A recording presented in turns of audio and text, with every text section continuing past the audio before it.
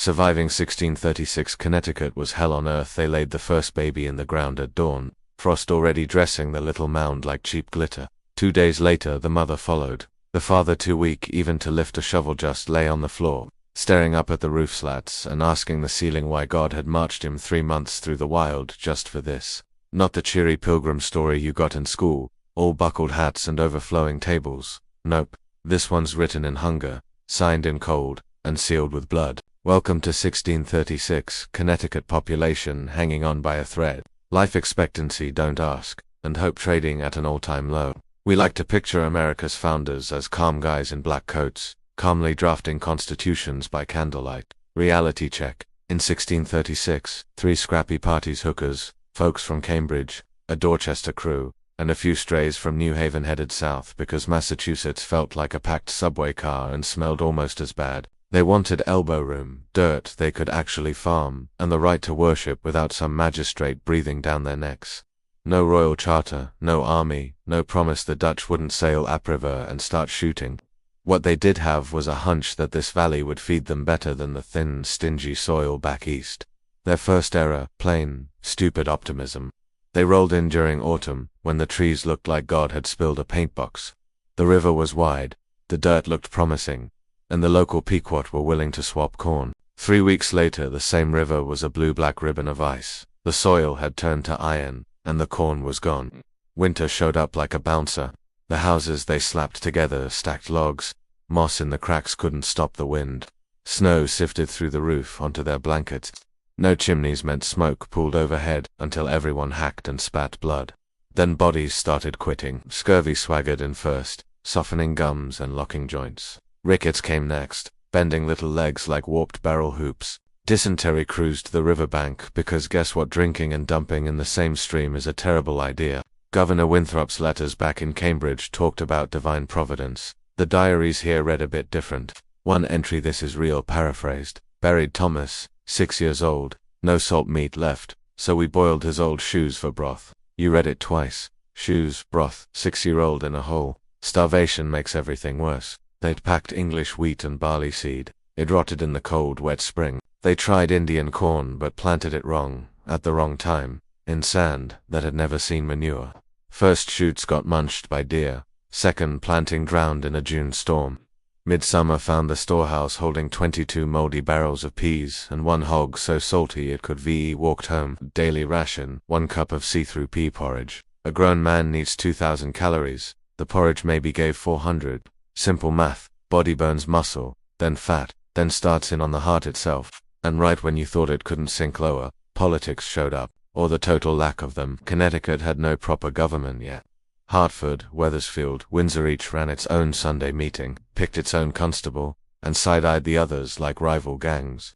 When a cow wandered from Wethersfield onto Hartford land, knives almost came out over the milk rights. Sounds nuts until you realize that 1 swipe could starve a family. So they argued, prayed, argued again, flinging scripture like darts. Meanwhile, just past the stockade fence, the Pequot watched these pale, hungry strangers and wondered how long they could pretend the soil was theirs. The Pequot War, when it finally broke, felt both sudden and overdue. A trader named John Oldham got killed on Block Island. Retaliation followed fast. English soldiers torched a Pequot village at Mystic, mostly women and kids, inside an hour. Colonists called it righteous. The woods smelled like butcher shops for days. Afterward, every snapped twig sounded like payback. Men stood guard in 2-hour shifts, fingers frozen on matchlocks, ears tuned for war cries that never quite came. Kids drilled to sprint to the meeting house at the first drumbeat. Mums slept with daggers under their pillows. Connecticut wasn't a colony, it was a fort that sometimes grew corn. Winter of 1637 turned death itself into a season. Town clerks ran out of different ways to say died.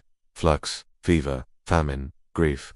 Sometimes they just wrote died, because what more was there? 1 entry guts me every time. Dorothy Chester, age 30, found dead in field, pockets full of acorns. She'd been grinding acorns into flour to stretch the harvest straw tannin-heavy meal. Her body closed shop. They pried the acorns from her fists when they carried her back, yet people kept coming. Word leaked back to England. Free land, forget the bodies. The Griffin landed in Boston, September 1637, with 200 new passengers.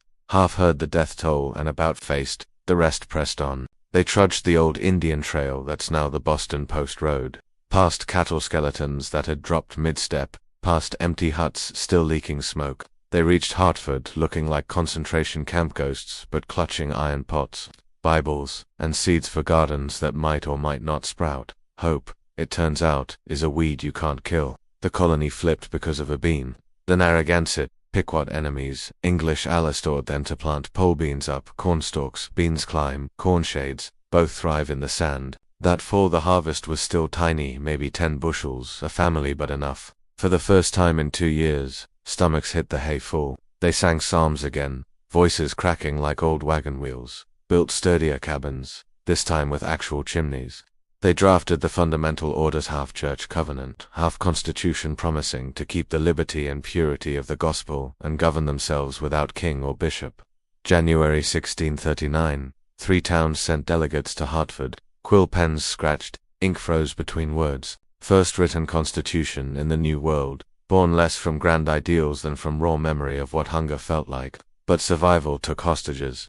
The Pequot, once lords of the river, shattered survivors sold as slaves in Bermuda. Pequot children were raised English, names wiped, language banned. Meanwhile the English buried their own, carved new headstones from local stone, and tried to forget the taste of leather broth and the sound of a mother's scream when fever snatched another child. Every acre of cleared forest, every plowed furrow, held a ghost. Trade picked up beaver pelts down the river, iron tools and sugar coming back. Prosperity sidled in so quietly they didn't trust it at first. By 1650 Connecticut had farms, gristmills, a printing press. Even a college what would become Yelby cause enough kids had lived long enough to need schooling. Death rates fell partly because they finally figured out pumpkins and squash, partly because kids born here had a fighting chance against old world germs. Still, the memory stuck. When the Royal Charter showed up in 1662, stamped by King Charles II, the elders read it aloud with equal parts pride and a shrug. They'd already built a country out of ashes. A royal seal felt like showing up with a receipt. After the house is finished. So what do we do with this mess? We love our origin stories, neat, brave settlers, smiling natives, pumpkin pie, realities uglier and more human. The people who staggered out of 1636 Connecticut didn't win because they were superheroes. They won because they were desperate, adaptable, and sometimes willing to do monstrous things to each other and to the land they just met. They buried kids, ate shoes, signed constitutions by candlelight while wolves howled just outside. And every sunrise they still chose barely to keep the colony breathing one more day. Next time someone tells you America was built on faith and hard work, remember Dorothy Chester, pockets full of acorns. Remember Pequot villagers burning at dawn, the 6-year-old in frozen ground while his father carved scripture on a pine board because paper was gone. That's the real foundation. Hunger, fear, and a flat-out refusal to quit. The fundamental orders were written in ink, but they were paid for in bone. Call it hell on earth if you want, the people who lived it just called it home. If that darker story keeps you up at night, good. Means we're still remembering, and if you want more varnish scraped off the past, hit subscribe. We're nowhere near finished.